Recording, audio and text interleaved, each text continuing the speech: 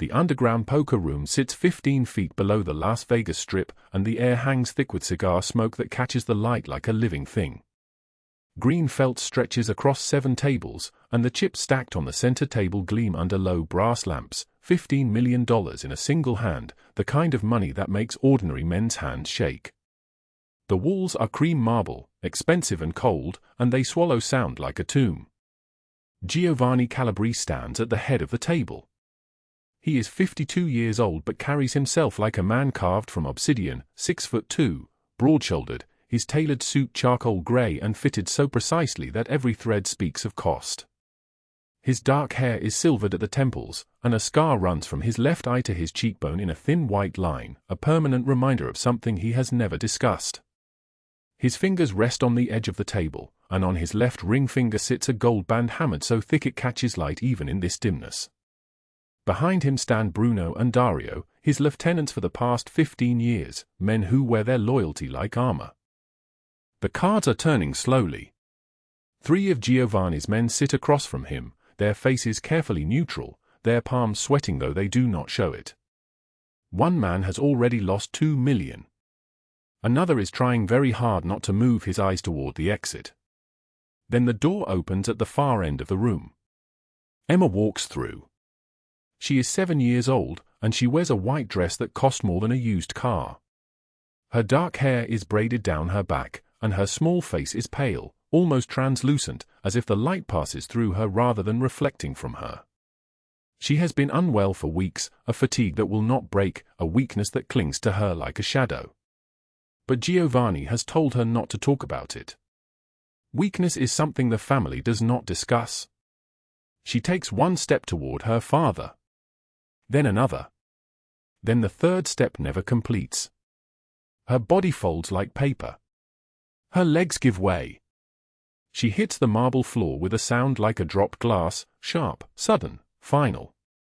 The room stops.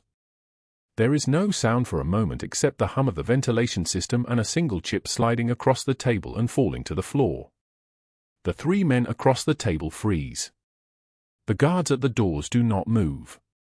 Bruno and Dario stand behind Giovanni like statues carved from muscle and expensive wool. Giovanni drops to his knees. He is there in a second, his large hands trembling as he touches her face, her small cold face, and her eyes are open but not seeing.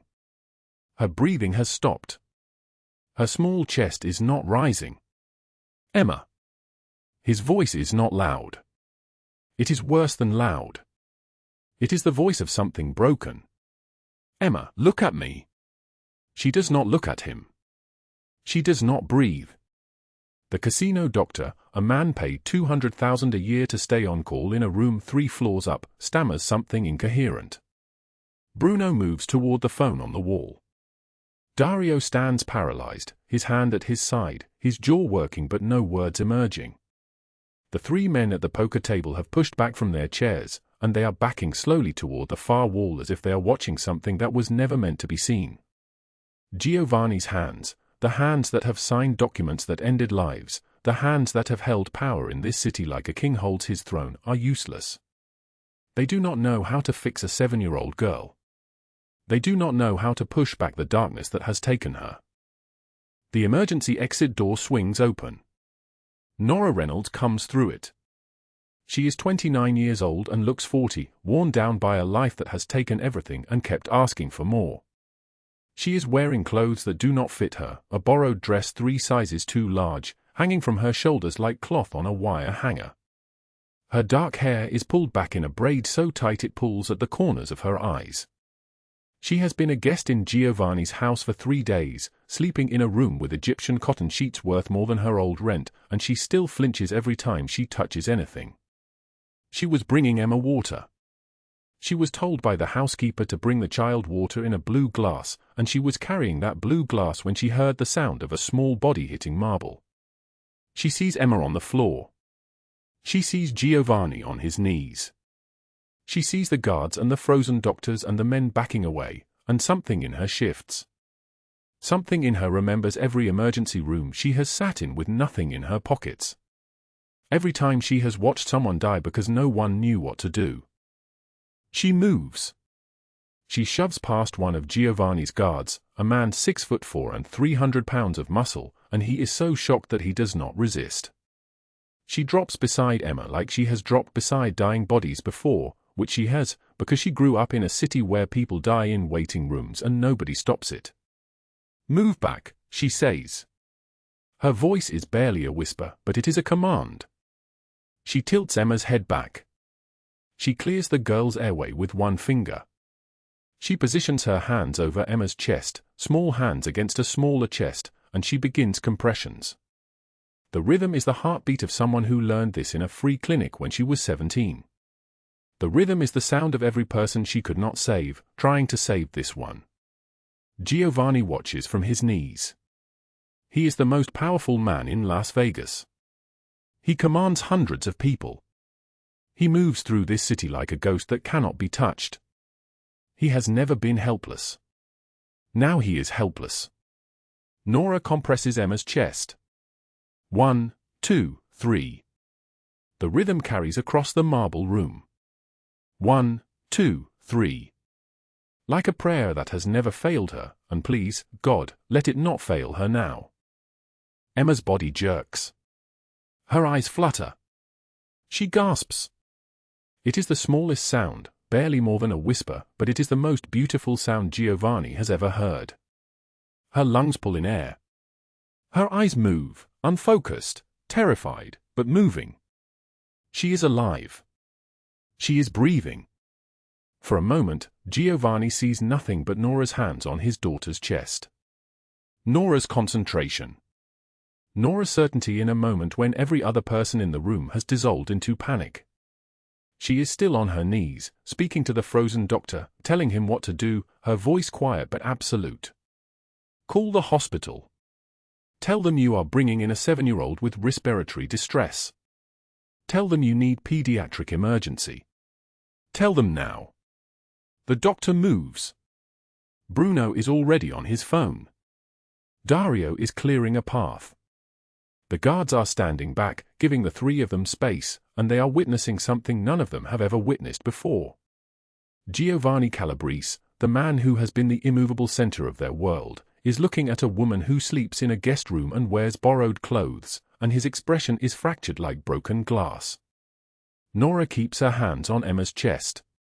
She is speaking to the child softly, telling her to keep breathing, telling her she is going to be okay, telling her with the voice of someone who has said these words to dying people and meant them with everything in her body. An ambulance is 3 minutes away. 2 floors above them, in the casino lobby, Douglas Hale stands at the concierge desk asking questions. He is tall and lean, 46 years old, with sandy hair and the kind of smile that does not reach his eyes. He is wearing a suit that cost $3,000 and shoes that cost $1,000, and he is asking the concierge if anyone fitting a certain description has been seen. The concierge is uncomfortable. The concierge has been told by Giovanni's people not to answer questions about guests. But Douglas Hale has shown credentials that say he is a licensed investigator, and he has been asking very nicely, very calmly, about a woman named Nora. A woman who left him for months ago and took something that does not belong to her. Something that belongs to people who do not forgive theft. The concierge is deciding whether to tell him that yes, there is a woman matching that description upstairs. But in the basement, Nora is still counting compressions. Emma is still breathing. Giovanni is still on his knees, and for the first time in 15 years, his lieutenants are seeing something crack open in his chest. The ambulance is 2 minutes away. Before we continue, drop a like if this story hits you.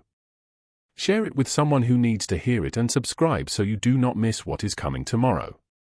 Now let us go back to the beginning. Let us go back 7 days and 400 miles, to a woman counting $78 by the light of her phone in a 10-year-old Honda Civic, parked behind a closed laundromat, where nobody was looking for her and nobody was coming to help. The summer heat sits heavy over the city like a curse that cannot be lifted. Nora Reynolds sits in her car with the windows down, and the air is so thick it feels like breathing through cloth. The interior of the Civic is a landscape of desperation. On the passenger seat sits a folder, and inside that folder is a piece of paper that says she owes $85,000. The bank owns her apartment. The apartment is collateral. In 7 days, the bank will own it, and she will own nothing. She is counting her money. $78. 12 bills, mostly ones. Some change in the cup holder that brings the total to $78.43. She has counted this money 4 times today, and the number has not changed. The number will not change. The number is what she has between this moment and homelessness. In her lap sits a photograph in a frame made of cracked plastic. The photograph shows a man with dark eyes and her smile, the same smile she inherited, the same smile she has not used in 2 years. His name was Marcus. They were married for 5 years. He died when a drunk driver ran a red light on a Tuesday morning, and the insurance company said the policy had a technicality, and they refused to pay. The technicality was something about the form being filed 3 days late. 3 days. 16 years of payments, and 3 days late cost her $200,000 in hospital bills and funeral costs, and then 6 months of rent she could not pay while the lawsuits ground through courts that did not care about her. Now Marcus is dead. The apartment is being taken. She is 29 years old and sleeping in a car she bought for $4,000 in 2014, and she has $78 between this moment and the street. She puts the bills back in her wallet. She puts the photograph on the dashboard. She leans back in the driver's seat and stares at the ceiling of the car, where a water stain spreads like a map of continents, spreading and spreading and spreading. Her phone buzzes. A text from her employer at the restaurant: the dinner shift is yours if you want it. 50% chance of decent tips, she has learned. Maybe $100 if she is lucky. $100 would be $81 more than she has. $100 would buy her 4 days instead of 3.5 days. She texts back that she will be there. She sits with her eyes closed for one more moment. She thinks about Marcus. She thinks about how he used to make coffee in the morning, and he would bring it to her still half asleep in bed, and he would kiss the top of her head before he left for work. She thinks about the last time she saw him alive. She was angry about something small, something she cannot even remember now, and she did not kiss him goodbye. She was working a double shift, and he left at 7 in the morning to drive to the supplier in the valley, and at 8:19 he ran a red light. Except he did not run it. He was stopped at the light. He was not moving. A man in a truck with a blood alcohol content of 0.19 came through at 60 miles per hour and changed her entire world in the time it takes to blink. The car smells like stale coffee and old fabric and the particular staleness of a space where someone has been sleeping. She has air fresheners clipped to the vents, but they are long gone, turned grey months ago, their scent evaporated. She breathes the staleness and drives toward the restaurant where her shift begins in 40 minutes. The Vegas sun is starting to drop, painting the sky in shades of orange that would be beautiful if they did not fill her with dread. Evening means the shift is beginning. Evening means she will smile at customers who will not tip her. Evening means standing on feet that ache and pretending that everything is fine when everything is ending. The restaurant is called Stella's, and it sits on a corner lot 3 miles from the Strip. It is the kind of place where tourists come thinking they have found local authenticity, and locals come because they cannot afford better. Nora has worked here for 18 months. The owner, a woman named Stella who is kind despite her exhaustion, pays $7 an hour plus tips. Nora's rent used to be $900. It is now $1,200 because the landlord raised it, and she has no power to stop it. She parks her car in the back lot at 6:08 in the evening, and the sky is turning purple. She changes into her uniform, a black shirt and black pants that are clean because she washes them every other night in the bathroom sink of a gym where she has a day pass that costs $35 a month and has 8 days remaining before it expires. After that, she will not know where to shower. Her coworker, a woman named Janet who is 53 and kind, sees her coming and squeezes her arm. "Rough day?" Janet asks. "Every day is rough," Nora says. But she is smiling when she says it, and this is the gift and the curse of her survival. She can smile through anything. She has learned to partition her mind into the part that knows the truth and the part that shows customers a pleasant face. The restaurant fills with people ordering dinners that cost more than she spends on groceries in a week. The evening stretches ahead of her like an ocean with no shore. The rain hammers against the windshield like fists, and Nora Reynolds sits in her 2014 Honda Civic behind the closed laundromat on the east side of Las Vegas, counting $78 by the glow of her phone. 3 20s. 1 10. 8 ones. Her hands are shaking, and not from the cold. In her glove compartment, folded so many times the creases have worn into soft tears, sits an eviction notice. $85,000 owed in 7 days or she loses the house. The only house. The only thing her late husband left her besides the photograph she keeps folded in her other pocket, the one she touches when the darkness gets too thick to breathe through. She has been sleeping in this car for 6 weeks. 6 weeks of washing her face in gas station bathrooms, of parking in different locations so no one would notice her, of carrying everything she owns in a backpack that never leaves the passenger seat. The gym membership with the shower access costs $35 a month. She has 8 days left before it expires and she will not know where to wash the smell of other people's dinners from her skin. The summer night is muggy, the heat pressing down like a hand on her chest. Then the sky splits open. Lightning cracks the darkness into fragments, and rain comes in sheets, sudden and violent, turning the thick heat into something cold within seconds. Nora turns the key in the ignition. The Civic sputters. The engine catches for a moment and then dies. She tries again. Nothing but the clicking sound of a dead battery, of a car as broke as she is. She is stranded on the highway, water flooding across the asphalt, trucks spraying sheets across her windshield as they pass.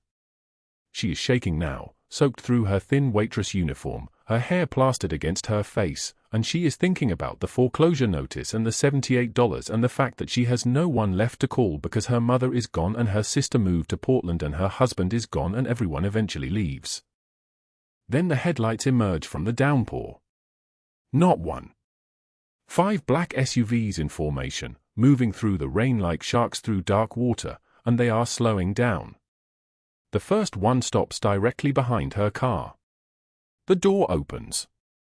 Water spills from his shoulders as he steps into the storm, and Nora's breath stops because she recognizes danger the way animals recognize it, through the spine, through the primitive part of the brain that knows when a predator is near.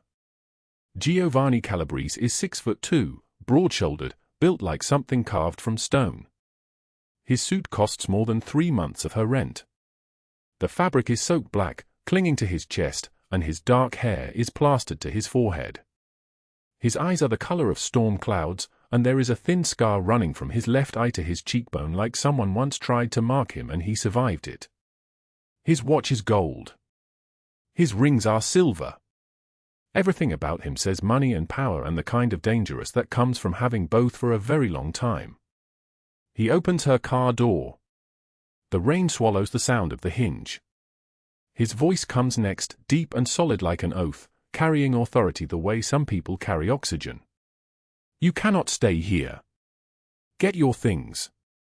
Nora's hands are shaking worse now. She has learned not to trust men who appear from nowhere, especially men who look like they own the highway and everyone on it. But the storm decides for her. Water is rising. Another truck thunders past, and the spray nearly flips her car. She grabs her backpack.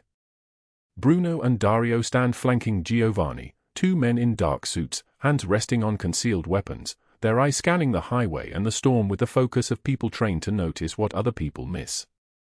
Neither of them moves to help her.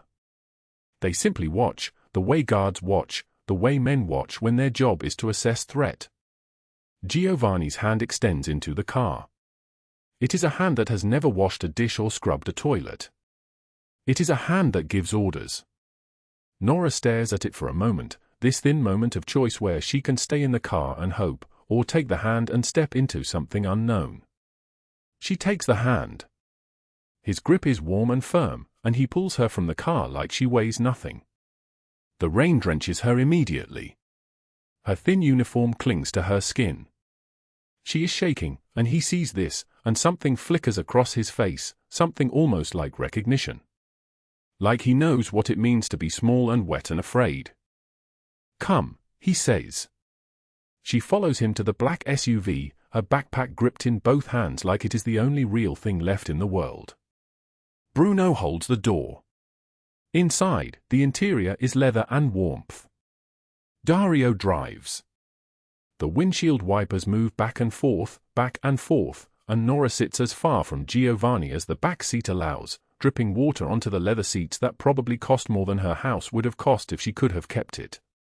Giovanni removes his jacket. His shirt underneath is white, soaked dark with rain, and he hands her the jacket without ceremony. "You are freezing." She does not take it. She cannot. She does not know this man, does not know why he stopped, does not know what it means that black SUVs appeared from the rain like something conjured. She knows only that she has $78 and nowhere to go, and that accepting a jacket from a dangerous stranger is how women in movies disappear. He places the jacket on the seat between them anyway. The car moves through the rain. Las Vegas glitters in the distance, the strip rising up like a monument to wanting, to losing, to the belief that luck is something you can buy. Dario drives them away from the main roads, into neighborhoods where the houses get bigger, where walls get higher, where security gates stand between the street and whatever wealth lies beyond. The estate appears through the rain, enormous, lit from within. The gates open at the approach of the SUV. The driveway curves upward. Nora has never seen a house like this. Even in movies, houses do not look like this. It looks like something built by someone who decided that normal limits do not apply. Giovanni steps out without waiting for Bruno.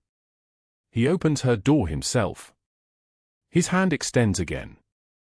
This time she takes it because the rain is still falling and she is still shaking and he is still here, still offering, and she has learned that survival sometimes means trusting the wrong person because the alternative is dying of certainty. Inside, the entrance is marble. The ceiling soar. There is a staircase that curves upward like something from a dream, and a chandelier that catches the light and throws it everywhere, and Nora stands dripping on the threshold, leaving water on tile that probably costs more than her car is worth. A woman appears, older, grey-haired, with the kind of face that belongs to someone who has been taking care of powerful men for decades. She takes one look at Nora and moves without needing instruction. "You are soaked through," the woman says. Her name is Maria. "Come. I will find you dry clothes." Giovanni watches Nora follow Maria up the staircase. His lieutenants stand in the entrance, water dripping from their suits, their eyes exchanging a look that says this is not normal, that in 15 years of working for him, they have never seen him stop for anyone on a flooded highway, never seen him offer his jacket, never seen him look at a stranger the way he is looking at this woman with the hollow eyes and the backpack that holds everything. "Who is she?" Bruno asks. Giovanni watches the curve of the staircase where she has disappeared. "I do not know." "Should we leave her?" Giovanni says. "She is not a threat. She is the opposite of a threat. She is someone who has already lost everything. Sometimes the most dangerous people in the room are the ones with nothing left to lose, but she is not that. She is someone who lost everything and survived it. That is different." Maria finds Nora in the guest room, a space so large and so beautiful that Nora stands in the center of it and does not know where to put her body. The bed is four-poster. The windows overlook the city lights. There is a bathroom with towels that feel like clouds. Maria brings her dry clothes, simple things, sweatpants and a t-shirt that must belong to someone, though Nora does not ask who. She showers in water that stays hot for as long as she wants it to. She stands under the rainfall showerhead and cries without making any sound, the way she has learned to cry, the way that leaves no trace. When she comes out, there is food on the nightstand. Soup. Bread. Fresh fruit. She eats slowly, carefully, afraid that eating too much will make her sick because her body has forgotten what plenty feels like. Through the window, the rain continues. Lightning flashes. Thunder rolls like the earth is breaking open. Somewhere in this enormous house, in a room she cannot see, Giovanni Calabrese sits with Bruno and Dario and does not explain why he stopped on a flooded highway, why he brought a stranger to his home, why something in her hollow eyes felt familiar to him in a way nothing has felt familiar in 20 years. He remembers being young. He remembers being afraid. He remembers looking at his own father's hands and knowing that those hands could destroy him. He remembers running. He remembers surviving. Outside, the storm rages on. The morning light cuts through the guest room windows like a blade, and Nora wakes not knowing where she is. For a moment, just a single breath, she forgets the flooded highway, forgets the black SUVs, forgets everything. Then memory returns. She sits up slowly, afraid to disturb the four-poster bed, afraid to leave a mark on sheets that cost more than she has spent on bedding in her entire life. The house is silent except for the distant sound of voices downstairs and the soft tick of a grandfather clock in the hallway. She finds clothes folded on the chair, simple things, sweatpants and a grey t-shirt, and pulls them on, fingers trembling slightly. The mirror shows her a ghost of herself, hollow-eyed and pale, hair still damp from last night's shower.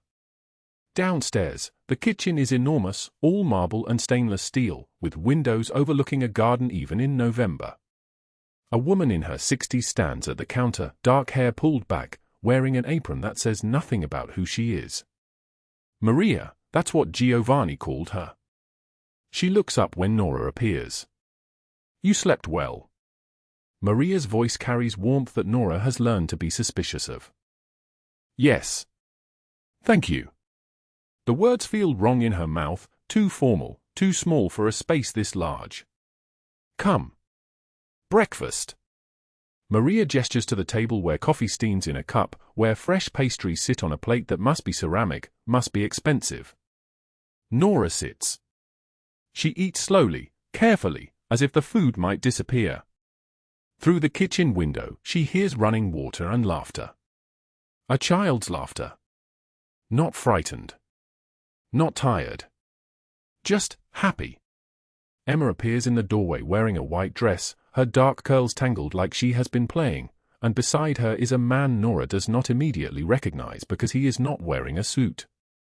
Giovanni Calabrese in simple linen and jeans looks younger, looks almost human. He stands in his own kitchen like he does not quite know where to put his hands. Nora, this is my daughter Emma. Emma, this is our guest, Nora. Emma stares with the unguarded curiosity of a 7-year-old. You are very pretty. But you look sad. Are you sad? Nora's throat closes. A little, perhaps. My mother was sad before she died. Papa says sadness is just love that has no place to go. Emma tilts her head. Where does your love go? Giovanni's expression shifts. Something sharp passes across his face, recognition, maybe. Understanding. To the memories, Nora whispers. To the people I miss. Emma nods like this makes perfect sense. I can show you the garden. There are flowers that are still brave even though it is almost winter. She takes Nora's hand. Her grip is small, warm, alive with trust. Nora follows her past Giovanni, and as she passes, his eyes meet hers. In them, she sees something she has not seen in anyone's face for 2 years, the look of someone who understands that the world can break you without warning.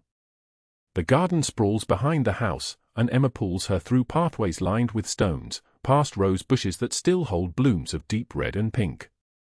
Emma talks constantly, about school, about her favorite teacher, about the dog she wants but Papa says not yet. She asks questions most children do not ask. Do you have children? Where is your family? Why do you look like you are waiting for something bad to happen? Because something bad usually does, Nora says, then catches herself. But Emma just nods, accepting this truth with the grace of a child who has already lost her mother. By afternoon, Nora finds herself in the kitchen again, and somehow she is helping Maria prepare lunch. Chopping vegetables with a knife that never dulls, arranging food on plates that must cost hundreds of dollars. It feels impossible and necessary at once, to have something to do, to feel useful, to pretend for a few hours that she is not a woman sleeping in a car, that she is not $51,000 deeper in debt than she was this morning. Through the kitchen doorway, she sees Bruno watching from the hall, his massive frame somehow fitting into the elegant space. He whispers something to Dario. Both men look at Nora the way you look at something inexplicable. She is chopping vegetables, Dario says quietly. She is chopping vegetables, Bruno repeats, as if they cannot believe what they are witnessing. Giovanni appears in the kitchen doorway, and the men immediately straighten, step back. He moves to Nora without looking at them. Up close, she can see the precise line of a scar that runs from his left temple almost to his cheekbone, tissue thin and white, a permanent map of survival. "You do not have to do this," he says. "I know." She does not stop chopping. "But I needed something to do." He watches her for a moment. The knife moves through the bell pepper, precise and steady. "Tell me your story," he says. Nora's hands pause. She considers lying. Instead, she gives him pieces. "My husband died 2 years ago. A car accident. After that, I lost my job. I have been trying to keep his house, but the mortgage is high and the work is difficult to find." She does not mention the $78 in her purse. She does not mention the 6 weeks in her car. She does not mention Douglas Hale or the foreclosure notice or the way she washes her hair in gas station bathrooms at 3 in the morning. Giovanni listens without interrupting. His silence is the kind that expects honesty, that makes lying feel impossible. "You can stay here as long as you need," he finally says. "You saved my daughter's life. That is a debt I cannot repay, but I can offer you safety while you decide what comes next." Safety. The word sounds foreign. Nora has not felt safe in so long that she has almost forgotten what it means. That night, during dinner, Emma chattering about school, Maria bringing fresh bread to the table, Giovanni receives a call. He excuses himself. When he returns, his expression has changed, become careful and controlled. "There is a poker game tomorrow night," he says. "High stakes. Players from Arizona and California. It begins at 10. He pauses. "Emma wants to watch again. Would you object if she did?" Emma's eyes go wide. She has watched the games before, apparently. She understands that they are important in her father's world, even if she does not understand them. "Of course not," Nora says.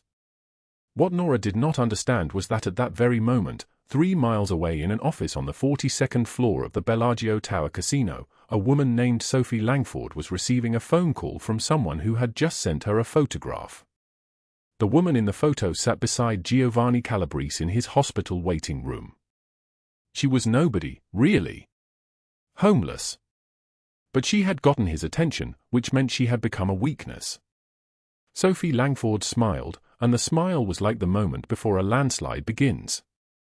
16 hours later, in a gas station parking lot on the east side of the city, a man with shoulders too broad for his coat and eyes that held no kindness pulled a photograph from his pocket. In it, a woman with tired eyes stood in a grocery store line. He recognized her immediately. Nora Reynolds. The woman who had cost him everything and thought she could hide behind some dead husband's house and some gangster's protection.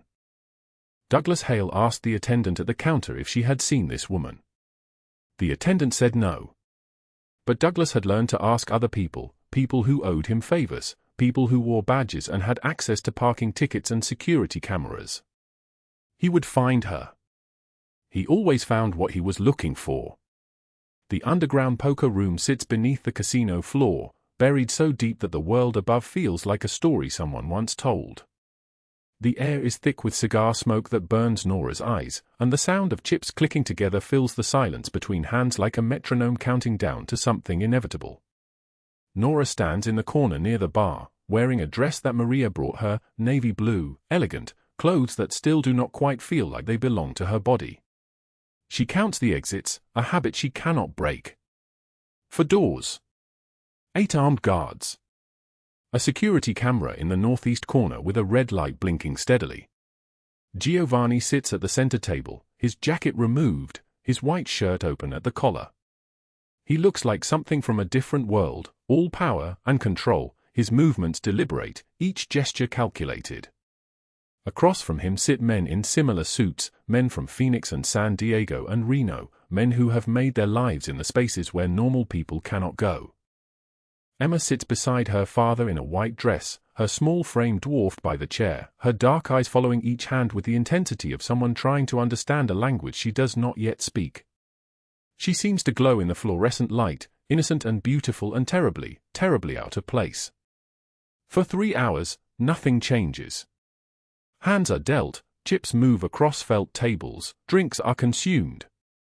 Bruno stands at one doorway. Dario at another. The rhythm of the game becomes hypnotic. Then Emma stands to get water. She takes 2 steps and her body goes rigid. Her hand opens. The water glass falls in slow motion, liquid arcing through the air, the sound of breaking glass sharp and electric in the silence. Emma's eyes roll back. Her body convulses once, twice, a violent and terrible thing, and she collapses onto the concrete floor like someone has cut her strings. Nora moves without thinking. She is across the room before anyone else processes what is happening, before the guards can react, before Giovanni can even stand. She is there on her knees, rolling Emma onto her side, clearing her airway, checking that she is breathing. The room has frozen. Every man at every table stares. The only sound is Emma's labored breathing and the distant thud of her body against the floor. "Call an ambulance," Nora says, her voice steady in a way she did not know was still possible. She is having a seizure. She needs to get to a hospital. Now. Bruno moves. Dario moves. The room erupts into controlled chaos, and in the center of it all, Giovanni kneels beside his daughter, his hands hovering over her body as if he is afraid that touching her will break her further. St. Mary's Hospital smells like antiseptic and fear. Emma lies in a hospital bed in room 317, pale under white sheets, monitors beeping steadily around her. The tests will take hours. Seizure, they say. Undiagnosed. Unusual for a child with no prior symptoms. They will need more tests. They will need to observe her overnight. Giovanni's office is on the top floor of a building downtown, and that is where he takes Nora after they leave the hospital, after he has ensured that Emma is stable, after he has called Maria to sit with her through the night. The office is enormous, all dark wooden floor-to-ceiling windows overlooking the city lights. He pours bourbon into 2 glasses but only Nora drinks. His hands are shaking. "How did you know what to do?" His voice is rough, barely controlled. Nora's throat is dry. "My husband had seizures. After the first one, I learned CPR. I learned to recognize when someone stops breathing. I learned what to do when the body betrays itself." She pauses. The memory is sharp, immediate. Her husband on their kitchen floor. The ambulance. The hospital. The funeral. "He died anyway," she whispers. Giovanni sets his glass down with a sound like breaking glass. He sits heavily in a leather chair that must cost more than she has made in 5 years. "You saved my daughter's life tonight. You did what my guards could not do. You did what I could not do." He looks at her, really looks at her, and she sees something crack in his expression, something vulnerable beneath all that power. "Why would you do that?" he asks. "Why would you save my daughter when you have nothing?" The question hangs in the space between them. Nora could lie. She could say something about instinct or kindness or the automatic response of someone trained in emergencies. Instead, she tells him the truth. "Because she needed help and I could give it. That is the only reason anyone does anything." Giovanni's expression shifts. He stands and moves to the window, his profile silhouetted against the city lights. "You are not well off, are you?" It is not a question, not really. She can see it in how he looks at her, in how he has watched her move through his home like someone afraid to disturb anything. She could continue to lie. Instead, she reaches into her pocket and pulls out the foreclosure notice, worn now from her constantly checking it, as if the numbers might change if she looks at them enough times. She unfolds it in front of him. $85,000. 7 days. After that, I lose the house. After that, I have nothing. Giovanni takes the paper. His eyes move across the figures. How much do you have? $78. The silence that follows is absolute. She can hear her own heartbeat, can hear the distant hum of the city outside, can hear the echo of her own desperation in the quiet. Why did you not tell me this? His voice is soft now, dangerous in a different way. Because you owe me nothing. Because pity is not the same as kindness. Because I made my choices and I have to live with them. Through the glass walls of the office, Bruno and Dario stand at their posts. Bruno's eyes find hers for just a moment, and in that moment, she sees something shift. Sees the two men exchange a glance that contains an entire conversation. In 15 years, Bruno will tell someone later, I have never seen him like this. Giovanni moves back toward her. He sits on the edge of his desk, and the gesture makes him seem younger, less powerful, more human. You are afraid of me, he says. Yes. That is wise. You should be. But you are also afraid of something else. Something older. Something that has nothing to do with me. He pauses. Douglas Hale. Nora's body goes cold. The name lands like a stone in still water, ripples spreading outward. How do you know that name? Because I know many things. Because I have people who ask questions and listen to the answers. He stands again, and the power returns to his frame, settles into his shoulders. He will not touch you again. That is a promise. She wants to believe him. She wants to believe in anything at this moment, but she has learned that promises break, that men lie, that the world is indifferent to what we need. You cannot promise that, she says.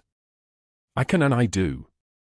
Across the city, in a casino office that smells like expensive perfume and older money, Sophie Langford sits at a desk of polished ebony and steeples her fingers. On the desk in front of her is a photograph of Nora Reynolds sleeping in a car, taken from outside the laundromat. Beside it is another photograph of the same woman standing beside Giovanni Calabrese in a hospital waiting room. Sophie smiles. Her phone rings. She answers. Yes, she says. I know exactly how to destroy him. The rain hammered against the windows of the estate like 1,000 desperate fists, and Nora Reynolds stood in the garden at 2 in the morning, soaked through her borrowed clothes, holding a foreclosure notice that might as well have been a death sentence. 3 days. 72 hours before Sophie Langford's accelerated deadline erased everything, the safety she had found, the possibility of staying, the fragile hope that had begun to take root in her chest like a flower pushing through concrete. She looked down at the notice, water dripping from the paper onto her trembling hands. $78 in her pocket. That was all. The same 78 crumpled dollars she had been counting the night the storm brought Giovanni Calabrese into her life. How many nights had she survived on less? How many times had she told herself that invisible was safe, that disappearing was survival? The garden was beautiful in the darkness. Manicured hedges shaped like sculptures, a stone fountain that had probably cost more than the entire apartment building she used to live in, and there on the bench where Emma had left it yesterday during their game of hide-and-seek, a white hair ribbon. One small thing. One moment of childhood joy captured in silk. Nora picked it up.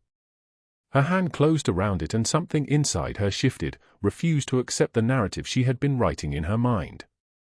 The narrative where she was a curse, where everyone who touched her world suffered for it, where disappearing was the kindest thing she could do. Emma had almost died in that casino. But Emma had not died. Emma had collapsed from low blood sugar and exhaustion, something manageable, something survivable. The doctors had cleared her that morning. She was upstairs right now, sleeping peacefully in her own bed, alive because Nora had moved when everyone else had frozen. She walked back inside, the ribbon still clutched in her palm, and found Giovanni waiting in the hallway. He stood near the window, watching the rain, still dressed in the dark suit he had worn to the hospital. His jaw was tight. His hands were clenched at his sides. He had been waiting for her to return from the garden. He had seen her leave, had given her space but not distance, had positioned himself as a silent witness to whatever she needed to do out there in the storm. "Tell me," he said before she could speak. So she told him. Everything. Douglas Hale screaming outside the gates 2 days ago, the way those corrupt cops had walked him back to his car as if they were old friends. The way her entire body had locked with recognition and terror when she heard his voice. She told him about Sophie Langford's phone call, the way Sophie had smiled across that phone line like she was savoring something delicious. The way she had described the debt, the accelerated timeline, the way Nora could make it all disappear if she just agreed to leave Giovanni, if she just agreed to run, if she just agreed to disappear before she destroyed everything good in his world. "I do not want to go back there," Nora whispered. Her voice was barely audible, a ghost of sound beneath the rain. To that life. To being invisible. To being hunted. Giovanni moved toward her. He did not touch her.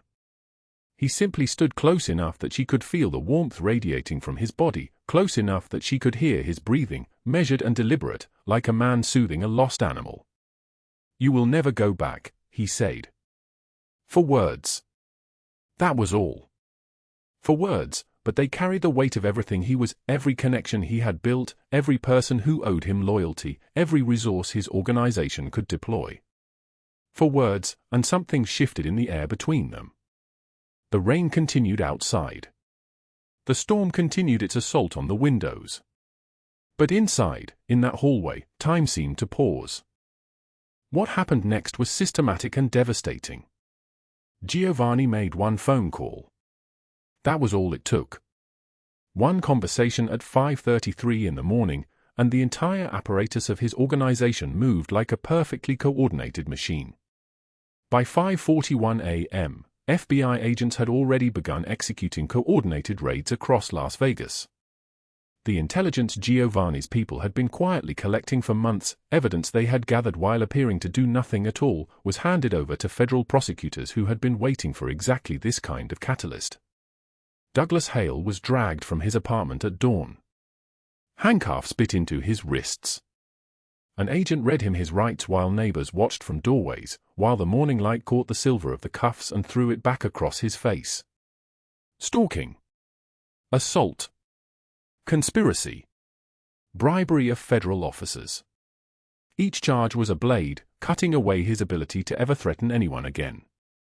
He collapsed in the parking lot of his building, the same building where he had lived while hunting Nora, while checking his phone, while waiting for the moment he could pull her back into the darkness he had made for her. The footage played on every news channel. An orange jumpsuit. Hands that had once raised in violence now pinned behind his back. A man who had terrorized Nora Reynolds led away like a criminal, which is exactly what he was. He trembled in the parking lot. Begged the agents. Screamed about lawyers and rights and injustice, but the agents moved past him as if he were invisible, and how fitting that felt, that the man who had made Nora invisible was finally experiencing what invisibility truly meant. At 6:15 a.m., federal agents stormed Sophie Langford's estate. She was arrested in her silk robe, her perfect hair coming loose from its careful arrangement, her carefully constructed world crumbling in real time. Wire fraud. Racketeering. Money laundering. The crimes Giovanni's investigators had uncovered in her casino's financial records were meticulously documented, photographed, and presented to prosecutors who moved with swift precision. Sophie screamed about lawyers, about connections, about the mistake these agents were making, but her voice grew smaller and smaller as they led her away. By noon, both were formally charged. Federal prosecutors announced that 40-year sentences were on the table for both Hale and Langford. 40 years. A lifetime trapped in a system that could not be bribed, could not be threatened, could not be escaped through violence or manipulation or the kind of cruelty that had defined their lives. Not death, Giovanni told Nora later that afternoon, sitting with her in the library of his estate while the rain finally began to slow. Death would have been too quick. Too easy. too merciful. Instead, they would spend decades in a federal penitentiary, remembering what they had tried to steal, understanding in the long empty hours of their imprisonment exactly what they had lost. The news coverage was relentless. Within the first hour, 500,000 people had viewed the footage of Hale's arrest. By evening, 2 million. By the next morning, every news outlet in the country had run the story, a tale of a woman who had been hunted and a man powerful enough to stop the hunt, of justice delivered swiftly and completely, of a darkness that could not be ignored anymore. But there was something else happening in that coverage too, something that nobody had anticipated. Nora Reynolds' story began to emerge. Not her name at first, she remained anonymous, protected, but her story. A woman who had slept in her car. A woman who had been abused and abandoned by systems designed to protect her. A woman who had refused to disappear. The narrative shifted. Suddenly, Douglas Hale was not just a criminal, he was a symbol of 1,000 uncaught predators. Sophie Langford was not just a thief, she was a reminder of how the powerful had historically preyed on the powerless. The foreclosure notice became irrelevant. The bank that had been pursuing Nora abruptly withdrew the proceedings. Lawyers appeared without being called, pro bono, ready to fight whatever remaining legal battle she might face. Journalists wanted to tell her story. Organizations reached out offering scholarships, housing assistance, the kind of infrastructure that had never existed when she was sleeping in a car counting $78 like a prayer. Giovanni received the news in his office, watching the updates come through on 3 different screens. Bruno stood nearby, and when Giovanni turned to look at him, something passed between the two men that needed no words. In 15 years, Bruno thought but did not say, I have never seen him like this. Never seen him move for someone else. Never seen him risk exposure, risk arrest, risk everything just because a woman needed saving. But that is exactly what he had done. The garden held them both like a secret. Morning light filtered through the palms, soft and forgiving, the kind of light that makes broken things look almost beautiful. Giovanni knelt there on the stone, his expensive suit jacket abandoned on the marble bench, his white dress shirt catching the sunrise. This was not submission. Anyone who thought so did not understand what was happening in that moment. It was recognition. It was surrender to a truth he had spent 2 decades refusing to accept. Nora stood before him, and for the first time since that rainy night on the highway, she was not trembling. Her hands had stopped shaking. The fear that had lived in her chest for 730 days had finally released its grip. You taught me something, Giovanni said, and his voice carried the weight of a man whose walls had spent 20 years growing thicker, harder, more impenetrable. I thought power meant control.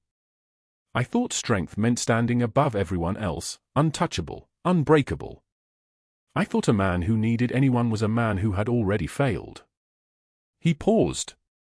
Tears moved down his face like they had somewhere to go, like they had been waiting for permission. But you showed me something different. With $78 and a broken car and nothing in the world except courage, you had more strength than every armed man in my organization combined. When my daughter stopped breathing, when the room went silent and my guards froze and my lieutenant stood paralyzed, you moved. You acted. You saved what I could not save. Nora's knees bent, and she knelt too, meeting him at eye level, her hands reaching for his face, her palms against his cheeks. This man who commanded an empire. This man who had been forged in violence and shaped by the same poverty that had nearly destroyed her. I remember when my father used to beat me, Giovanni continued, his words barely louder than the wind moving through the garden. I swore I would become powerful enough that no one could ever touch me again. I swore I would build something so strong that nothing could break through. And I did. I created an empire. But I forgot the most important part. I forgot why I was doing it in the first place. I was doing it to save people like you. And when you actually needed saving, I didn't know how to move. I was frozen, Nora. Frozen. And you were not. You gave me my life back, she whispered, and her voice was not trembling anymore. It was steady, like something that had finally found its foundation. You made me believe I matter. You made me understand that I was more than just someone who survived. You gave me a future. The space between them held everything they could not say with words. Two people who had learned to survive in isolation. Two people who had been told they were nobody by a world that was cruel and careless. Two people who had found, in each other, the possibility of being somebody to someone. Behind them, unseen but present, Bruno and Dario watched from the morning shadows inside the house. Both men were silent. Both men knew they were witnessing something that would never be spoken of, something that would change the shape of their entire organization, something that meant their boss, the man who had never shown weakness, never shown vulnerability, never shown anything except calculated power, was finally becoming human again. 3 days after the garden, after Giovanni had paid the $85,000 debt in full with a single phone call and a wire transfer, after Nora's house had been transferred to her name with all papers signed and witnessed, after Emma had given Nora the white hair ribbon and told her that she was part of their family now, something shifted in the foundation of Las Vegas itself. The news had stopped spreading. Douglas Hale sat in a federal holding cell, waiting for trial, his face on every news channel as a predator finally caught. Sophie Langford's casino empire was being dismantled piece by piece, federal auditors moving through her properties like ants through a colony. Both had received 40-year sentences. Both would die in prison. Both had become the cautionary tale that people whispered about at dinner tables. But the story that people actually cared about, the story that went viral, that was shared millions of times, that was picked up by every major news outlet in the country, was Nora's story. Not her name, not at first. She remained protected, anonymous, a symbol rather than a person. But her story. A woman who had slept in a 10-year-old Honda Civic. A woman who had been hunted and abused and abandoned by every system that was supposed to protect her. A woman who had shown more courage than anyone armed, anyone powerful, anyone trained. A woman who had saved a child when the entire world froze. Within 48 hours, the foreclosure proceedings against her were quietly withdrawn. Lawyers appeared offering services pro bono. Journalists wanted to tell her complete story. Scholarships materialized. Organizations dedicated to helping women in her situation reached out with housing assistance, job training, the kind of infrastructure that had never existed when she was counting $78 like a prayer, like a lifeline, like the last thing standing between her and absolute nothing. Nora stood in her own kitchen, because the house was hers, free and clear, and looked at the photograph she had carried through every night in that car. Her husband. Dead 3 years now. In the picture, he was smiling. He was holding a sandwich he had made, proud of something so simple, so ordinary, something that had seemed impossible after he was gone. She placed the photograph on the shelf next to Emma's drawing. A child's crayon rendering of 3 people holding hands beneath the sun. Nora on one side. Giovanni on the other. Emma in the middle, the sun so large it took up half the paper. 6 months later, Nora walked into the offices of the Emma Calabrese Foundation for Women in Crisis, a non-profit that had been established with Giovanni's resources and her vision. The spaces were warm. The walls were painted in soft colors. There were photographs of women who had been helped, new jobs, new homes, new starts. Nora's name was on the letterhead as executive director. She interviewed 3 women that day. All of them had the same look in their eyes that Nora knew from her own reflection. That look that came from believing you were nobody. That look that came from thinking the world had marked you as worthless. That look that came from surviving something no human should have to survive. Nora sat across from them and she told them her story. Not the parts that hurt anymore, those were hers to keep. But the part where she found courage. The part where someone powerful decided that her life mattered. The part where the storm passed and she was still standing. Emma, now 14, healthy, thriving, her rare illness managed with the best treatment money and love could provide, spent her afternoons at the foundation with Nora. They worked together filing paperwork, planning workshops, designing support groups. Emma had started calling Nora Mommy about 3 months after the garden, and when she did, Nora had collapsed into tears for the first time since that night on the rain-soaked highway. Good tears. Healing tears. The kind of tears that meant you were finally, truly home. Giovanni moved through both worlds now, the world of his legitimate businesses and the world of his foundation work. He read bedtime stories to the children of women who were rebuilding their lives. He learned to braid Emma's hair.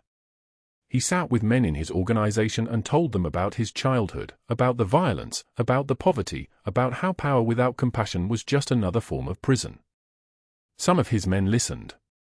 Some did not. But something had changed in him, and it moved through the organization like water finding new channels. One evening, Giovanni found Nora on the balcony of his penthouse, the city lights stretched beneath them like a prayer, like 1,000 promises being kept. He took her hand and placed something cold and heavy into her palm. A ring. Not ostentatious. Not the kind of ring that announced wealth to strangers. But beautiful. A thin band of white gold with a single diamond that caught the light. I grew up thinking love was a weakness, he said, and his voice carried no pretense anymore. I thought vulnerability was failure. But you taught me that the bravest thing a person can do is let someone see all of them. The broken parts.